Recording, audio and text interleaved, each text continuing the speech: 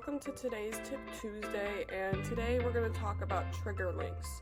So trigger links is a word that we've dropped in open office hours before in different things, and I know a lot of people are like, wait, what is that? And a lot of people know exactly what it does. So today I just want to review what is a trigger link and how do we use it. So under marketing and trigger links, this page will pop up. And if you read this here, you'll be able to get that it is a link that you can actually trigger off of. So you can put it in text messages and emails, and it allows you to say when this link is clicked, tag them, send them an email, do whatever you want.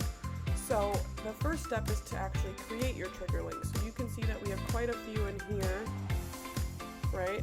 So then you can add a link, name your link. You can see these pop up here.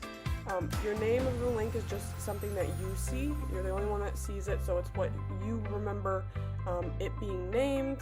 And then the link URL is whatever the link is. So if it's a link to your community or a certain form that they need to fill out, or a calendar, or a website, or something where they go purchase something, a funnel page, anything could be your link. So you're just going to put your link in that field and save it. So then, okay, great, we have this trigger link. What do we do with it? At this point, you can create a workflow. So most likely your trigger link is going to be part of some process. Them purchasing something, them booking an appointment, anything. So we're going to start from scratch. We're going to name this trigger link example. And we're going to start with our workflow trigger up top. And that's going to be the trigger link click. So you can see this here. You're going to add a filter of trigger link, and then you're going to select what trigger link is being clicked in order for this workflow to fire. So let's say that it's a 15-minute strategy session with Melissa, and then we save it. So in another workflow, we're sending some email, and not necessarily a workflow, it could be in the email builder or an SMS or a bulk action of some sort.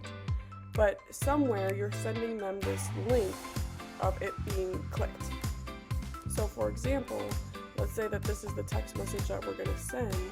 You see this drop down of trigger links, just like custom values, and then we can find the 15-minute strategy session with Melissa, and this trigger link will pop up. It's the same with email. Bring this up, you can see that trigger link drop down, and then you just click on your trigger link, and then it is in there in your email or your text message. So that's how you actually bring in your trigger link to your message that you're sending. But then if you want to fire off of that link being clicked, you have this up here that says when the trigger link was clicked and specifying which trigger link. And then you can do anything from this point. You can tag them that they clicked this link. So I believe we have, so clicked on the Be Connected trigger link clicked. Gotta come up with a better name for some of these, but then you can say, oh, they clicked on this trigger link. You can tag them that they did that. Maybe you send yourself an internal notification. So you can send an email, a mobile app notification, or an SMS to yourself saying, oh, this person clicked it. Maybe clicking them moves them through a pipeline process. So they clicked on the link, and then that moves them to a certain pipeline stage in a sales process or a calendar process, project process, anything like that. And then the usuals, you could send them an email, send them an SMS, anything over here that you see you can use at this point. So then whatever your process is, you can just fire off of that and what makes sense to you. And then that's how you use a trigger link. If you have any questions, feel free to reach out to support by emailing support@cultivatingsales.com, or you can hit the big black question mark button to open the help library,